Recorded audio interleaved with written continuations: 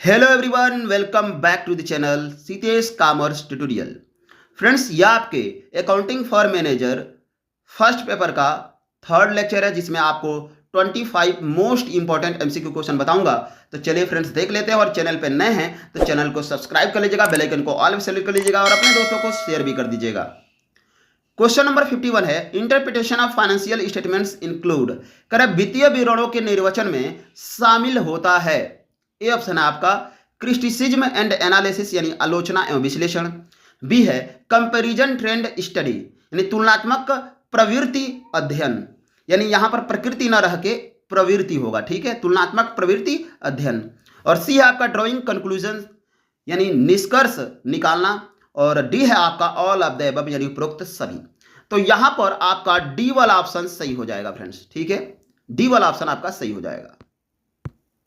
ये सभी के सभी एक्टिविटी जो है ना वित्तीय विवरणों के निर्वचन में शामिल होते हैं। क्वेश्चन नंबर 52 है, the term current assets do not include. कह रहा है कि चालू संपत्ति में शामिल नहीं है। ए ऑप्शन आपका दिया हुआ है स्टॉक और यानी रहतियां। स्टॉक जो होता है ये चालू संपत्ति होता ही है।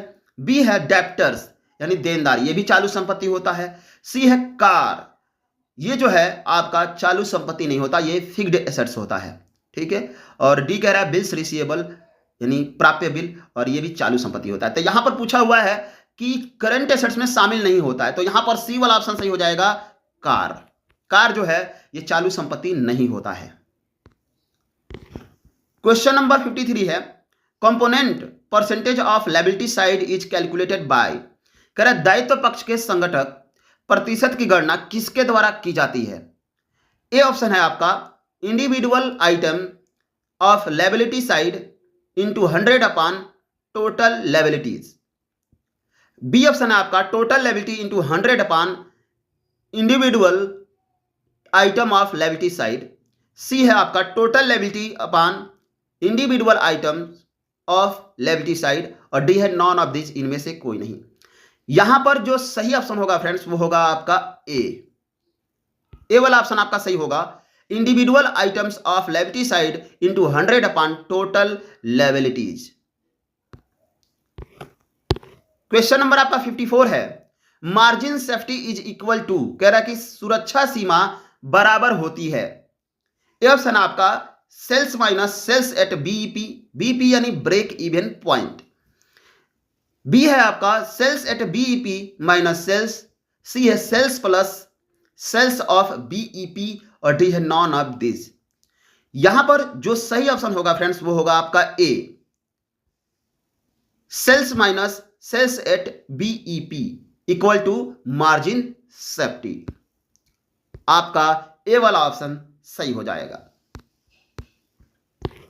क्वेश्चन नंबर 55 है, कंट्रीब्यूशन इज इक्वल टू। कह रहा है कि अंशदान बराबर होता है। ए ऑप्शन आपका variable cost minus sales. B है sales minus variable cost. C है सेल्स प्लस वेरिएबल कॉस्ट। और डी है नॉन ऑफ दिस, यानी इनमें से कोई नहीं। यहां पर जो सही ऑप्शन होगा फ्रेंड्स, तो कंट्रीब्यूशन का फॉर्मूला होता है सेल्स माइनस वेरिएबल कॉस्ट। यहां पर आपका बी वाला ऑप्शन सही हो जाएगा, sales minus variable cost is equal to contribution. Question number 56 है, लाभ मात्रा अनुपात यानी पीवी रेशियो बताना है आपको। ए ऑप्शन है आपका sales into 100 upon contribution. B है contribution into 100 upon sales. C है कॉन्ट्रीब्यूशन अपॉन सेल्स। और डी है नॉन ऑफ दिस। तो यहां पर जो सही ऑप्शन है फ्रेंड्स वो है आपका B, contribution into 100 upon sales, यानी पीवी रेशियो इक्वल टू होता है contribution into 100 upon sales. B वाला ऑप्शन आपका सही होगा। क्वेश्चन नंबर 57 है, BEP is calculated bye.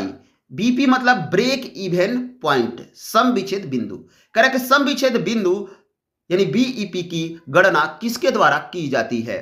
A option है आपका fixed cost upon profit volume ratio. B है profit volume ratio upon fixed cost. C है profit volume ratio into 100 upon fixed cost. और डी है नॉन ऑफ दिस। यहां पर ए वाला option आपका सही हो जाएगा। बीपी का फॉर्मूला होता है fixed cost upon profit volume ratio. आपका ए वाला ऑप्शन सही होगा। क्वेश्चन नंबर 58 है net profit will increase with increase in. कह रहा है कि नेट प्रॉफिट इंक्रीज होगा, यानी कह रहा है कि किसमें वृद्धि से शुद्ध लाभ में वृद्धि होगी। ठीक है, ए ऑप्शन दिया हुआ है ऑपरेटिंग एक्सपेंसेस यानी संचालन व्यय, बी दिया हुआ है नॉन ऑपरेटिंग एक्सपेंसेस यानी असंचालन व्यय, सी है ऑपरेटिंग इनकम यानी संचालन से आय, और डी है नॉन ऑफ दिस, इनमें से कोई नहीं। तो यहां पर जो सही ऑप्शन होगा फ्रेंड्स वो होगा आपका सी ऑपरेटिंग इनकम। अगर ऑपरेटिंग इनकम जब इंक्रीज होगा ना तो आपका नेट प्रॉफिट भी इंक्रीज होगा। जब ऑपरेटिंग इनकम इंक्रीज होगा तो नेट प्रॉफिट भी आपका इंक्रीज होगा। क्वेश्चन नंबर 59 है short term financial position will improve with. कह रहा है कि अल्पकालीन वित्तीय स्थिति में सुधार होगा। ये ऑप्शन आपका इंक्रीज इन करंट एसेट्स यानी चालू संपत्ति में वृद्धि से, बी है इंक्रीज इन करंट लायबिलिटीज यानी चालू दायित्व में वृद्धि से, डी है डिक्रीज इन करंट एसेट्स यानी चालू संपत्ति में कमी से, और डी है डिक्रीज इन करंट लायबिलिटीज यानी चालू दायित्व में कमी से। यहां पर जो सही ऑप्शन होगा फ्रेंड्स वो होगा आपका ए इंक्रीज इन करंट एसेट्स यानी चालू संपत्ति में वृद्धि से जो है अल्पकालीन वित्तीय स्थिति में सुधार होगा। ए वाला ऑप्शन आपका सही हो जाएगा। क्वेश्चन नंबर 60 है आपका, कह रहा है कि sales trend will decrease if. कह रहा है बिक्री की प्रवृत्ति में कमी होगी यदि a quantity of sales decrease, कह रहा है कि बिक्री की मात्रा घटती है, बी आपका सेल्स प्राइस डिक्रीज यानी बिक्री मूल्य घटता है, सी है आपका ineffective advertisement policy is adopted, करे कि प्रभावपूर्ण विज्ञापन नीति अपनाई जाती है, डी है ऑल ऑफ द एबव यानी उपरोक्त सभी। यहां पर आपका डी वाला ऑप्शन सही होगा ऑल ऑफ द एबव। अगला क्वेश्चन आपका क्वेश्चन नंबर 61 है ऑपरेटिंग रेशियो इज, कह रहा है संचालन अनुपात है, ए प्रॉफिटेबिलिटी रेशियो यानी लाभदायकता अनुपात, बी है एक्टिविटी रेशियो यानी क्रियाशीलता अनुपात, सी है सॉल्वेंसी रेशियो यानी शोधन क्षमता अनुपात, और डी है नॉन ऑफ दिस यानी इनमें से कोई नहीं। यहां पर ए वाला ऑप्शन आपका सही हो जाएगा फ्रेंड्स। ऑपरेटिंग रेशियो जो होता है वो प्रॉफिटेबिलिटी रेशियो होता है यानी लाभदायकता अनुपात होता है, तो ए वाला ऑप्शन आपका सही हो जाएगा। लाभदायकता अनुपात में आपका ऑपरेटिंग रेशियो और आपका net profit ratio, GP ratio, ये सब आते हैं। ठीक है, चलिए क्वेश्चन नंबर आपका 62 है स्टॉक टर्नओवर रेशियो इज, कह रहा कि स्कंद आवर्त अनुपात है, ए लिक्विडिटी रेशियो यानी तरलता अनुपात, बी है प्रॉफिटेबिलिटी रेशियो यानी लाभदायकता अनुपात, सी है सॉल्वेंसी रेशियो यानी शोधन क्षमता अनुपात, और डी है एक्टिविटी रेशियो यानी क्रियाशीलता अनुपात। यहां पर आपका डी वाला ऑप्शन सही हो जाएगा। Stock turnover ratio, debtor turnover ratio, creditor turnover ratio, asset turnover ratio, ये सभी के सभी जो हैं एक्टिविटी रेशियो के अंतर्गत आते हैं, तो आपका डी वाला ऑप्शन सही हो जाएगा।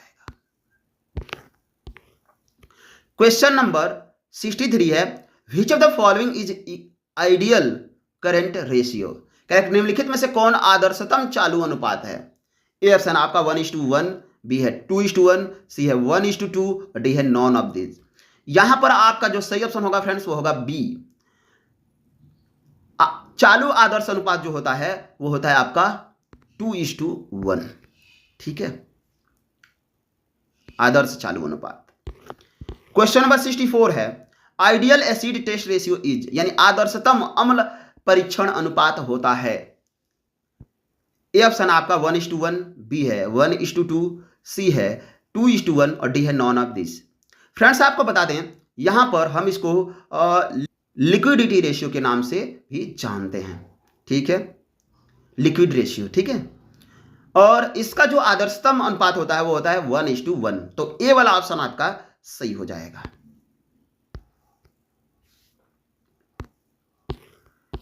क्वेश्चन नंबर 65 है which of the following is not a quick current assets for the purpose of calculation acid test ratio.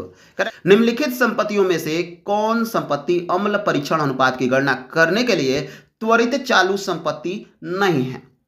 A option आपका कैश यानी रोकड़, बी है शॉर्ट टर्म बिल्स रिसीवेबल यानी अल्पकालीन प्राप्त बिल, सी है आपका स्टॉक यानी रहतियां, और डी है डेप्टर्स यानी देनदार। यहां पर जो सही ऑप्शन होगा फ्रेंड्स वो होगा आपका सी यानी स्टॉक। फ्रेंड्स आपको बता दूं कि एसिड टेस्ट रेशियो का जो फॉर्मूला होता है वो होता है liquid assets upon current liabilities, और लिक्विड एसेट्स कैलकुलेट करने का जो फॉर्मूला होता है वो होता है current assets minus stock prepaid expenses. ठीक है, तो कहीं ना कहीं यहां पर वो सभी करंट एसेट्स आते हैं, किसको छोड़ करके, आपका स्टॉक और प्रीपेड एक्सपेंसेस को छोड़ करके। तो इसीलिए यहां पर जो सही ऑप्शन होगा वो होगा आपका सी, स्टॉक यानी रहतिया को जो है लिक्विड करंट एसेट्स में शामिल नहीं करते हैं। चलिए क्वेश्चन नंबर आपका 66 है, करंट रेशियो इज, कह रहा चालू अनुपात है, ए प्रॉफिटेबिलिटी रेशियो यानी लाभदायकता अनुपात, बी है सॉल्वेंसी रेशियो यानी शोधन क्षमता अनुपात, और सी है आपका एक्टिविटी रेशियो यानी क्रियाशीलता अनुपात, और डी है नॉन ऑफ दिस, इनमें से कोई नहीं। यहां पर जो सही ऑप्शन होगा फ्रेंड्स वो होगा आपका B solvency ratio. Current ratio, liquid ratio, ये सब जो है सॉल्वेंसी रेशियो के अंतर्गत आता है, यानी शोधन क्षमता अनुपात के अंतर्गत आता है। चलिए क्वेश्चन नंबर 67 है, लिक्विड एसेट्स इंक्लूड्स, कह रहा है तरल संपत्ति में शामिल होता है, ए ओनली कैश यानी केवल रोकड़, तो भाई ये तो बिल्कुल गलत है, केवल रोकड़ ही नहीं होता है, और भी करंट एसेट्स शामिल होते हैं। बी कह रहा है कि ओनली कैश एंड डेप्टर्स, ये भी सही नहीं है। सी है cash debtors and marketable securities, और डी है नॉन ऑफ दिस। यहां पर सी वाला ऑप्शन सही हो जाएगा, कैश डेप्टर्स मार्केटेबल सिक्योरिटीज, ये सभी के सभी जो हैं आपके लिक्विड एसेट्स में शामिल होते हैं। क्वेश्चन नंबर 67 है, which of the following is liquid assets, कह रहा है निम्नलिखित में से कौन तरल संपत्ति है। ए ऑप्शन आपका डेप्टर्स यानी देनदार, बी है स्टॉक यानी रहतियां, सी है गुडविल यानी ख्याति, और डी है नॉन ऑफ दिस। यहां पर ए वाला ऑप्शन सही हो जाएगा, डेप्टर्स। डेप्टर्स जो है ये तरल संपत्ति में शामिल होता है, स्टॉक जो होता है ये तरल संपत्ति में शामिल नहीं करते हैं, और गुडविल तो फिक्स्ड एसेट्स होता है, तो ये तो शामिल होगा ही नहीं। क्वेश्चन नंबर 69 है, करंट रेशियो इज, कह रहा चालू अनुपात है, ए बैलेंस शीट रेशियो यानी आर्थिक चिट्ठा अनुपात, बी है profit and loss account ratio यानी लाभ हानि खाता अनुपात, सी है कंबाइंड रेशियो यानी मिश्रित अनुपात, और डी है नॉन ऑफ दिस, इनमें से कोई नहीं। यहां पर जो सही ऑप्शन होगा फ्रेंड्स वो होगा आपका ए आर्थिक चिट्ठा अनुपात। क्वेश्चन नंबर 70 है आपका, which of the following is not taken into account while calculating current ratio, कह रहा है कि चालू अनुपात की गणना करते समय निम्नलिखित में से किसे ध्यान में नहीं रखा जाता है। ए ऑप्शन आपका डेप्टर्स यानी देनदार, बी है क्रेडिटर्स यानी लेनदार, सी है फर्नीचर, और डी है आपका बैंक ओवरड्राफ्ट यानी बैंक अधिविकर्स। यहां पर जो सही ऑप्शन होगा फ्रेंड्स वो होगा आपका सी फर्नीचर। फर्नीचर जो होता है ये फिक्स्ड एसेट्स होता है, तो इसको हम चालू अनुपात गणना करते समय शामिल नहीं करते हैं, क्योंकि चालू अनुपात का फार्मूला ये होता है चालू संपत्ति अपॉन चालू दायित्व। क्वेश्चन नंबर 71 है, which of the following expenses is not operating expenses, निम्नलिखित में से कौन सी मद संचालन व्यय नहीं है। A salary, B advertisement, C finance expenses, और डी है loss on sale of old furniture. यहां पर जो सही ऑप्शन होगा फ्रेंड्स वो होगा आपका de los on sale of old furniture, ये ऑपरेटिंग एक्सपेंसेस नहीं होता है। क्वेश्चन नंबर 72 है, net worth of business means, कह रहा कि किसी व्यवसाय के नेट वर्थ का आता है। ए है इक्विटी शेयर कैपिटल यानी समता अंश पूंजी, बी है टोटल एसेट्स यानी कुल संपत्तियां, सी है कुल वास्तविक संपत्तियां माइनस कुल दायित्व यानी total real assets minus total liability, और डी है नॉन ऑफ दिस यानी इनमें से कोई नहीं। यहां पर जो सही ऑप्शन होगा वो होगा आपका C total real assets minus total liabilities. Question number 73 है, ROI यानी return on investment is ratio between, कह रहा है विनियोग पर प्रत्याय के बीच का अनुपात है। A net profit and capital employed यानी शुद्ध लाभ एवं विनियोजित पूंजी, बी है सेल्स एंड प्रॉफिट यानी बिक्री एवं लाभ, सी है सेल्स एंड कैपिटल एम्प्लॉयड यानी बिक्री और विनियोजित पूंजी, डी है नॉन ऑफ दिस, इनमें से कोई नहीं। यहां पर आपका ए वाला ऑप्शन सही हो जाएगा। Net profit and capital employed. Question number 74 है gross capital employed is equal to, कह रहा है कि सकल विनियोजित पूंजी बराबर होती है ए टोटल फिक्स्ड एसेट्स यानी कुल अस्थायी संपत्तियां, बी टोटल करंट एसेट्स यानी कुल चालू संपत्तियां, सी टोटल नेट एसेट्स यानी कुल शुद्ध संपत्तियां, और डी है नॉन ऑफ दिस, इनमें से कोई नहीं। यहां पर आपका सी वाला ऑप्शन सही हो जाएगा, कुल शुद्ध संपत्तियां। यानी ग्रॉस कैपिटल एम्प्लॉयड का जो फॉर्मूला होता है वो क्या होता है, total assets minus outside liabilities. ठीक है, तो हमारा क्या आता है, कुल शुद्ध संपत्ति यानी टोटल नेट एसेट्स हमें पता चलता है। ठीक है, तो यहां पर सी वाला ऑप्शन आपका सही हो जाएगा। क्वेश्चन नंबर 75 है which of the following is not taken into account while calculating quick ratio, कह रहा है कि त्वरित अनुपात की गणना करते समय निम्नलिखित में से किसे ध्यान में नहीं रखा जाता है, ए कैश बैलेंस यानी शेष रोकड़ शेष, बी आपका बैंक बैलेंस यानी बैंक शेष, और सी है क्रेडिटर्स यानी लेनदार, और डी है बैंक ओवरड्राफ्ट यानी बैंक अधिविकर्ष।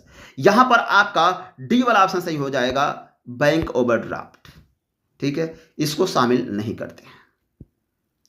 देखिए अधिकतम जगह शामिल किया जाता है, कुछ विद्वान हैं जो हैं मतलब बैंक अधिविकर्ष को जो है करंट लायबिलिटी में आपका त्वरित अनुपात कैलकुलेट करते समय शामिल नहीं करते हैं कुछ विद्वान, तो यहां पर डी वाला ऑप्शन सही हो जाएगा। तो फ्रेंड्स आपका क्वेश्चन यहीं पर समाप्त होता है, फिर मिलते हैं अगले लेक्चर में कुछ और नए क्वेश्चन के साथ। Thank you friends.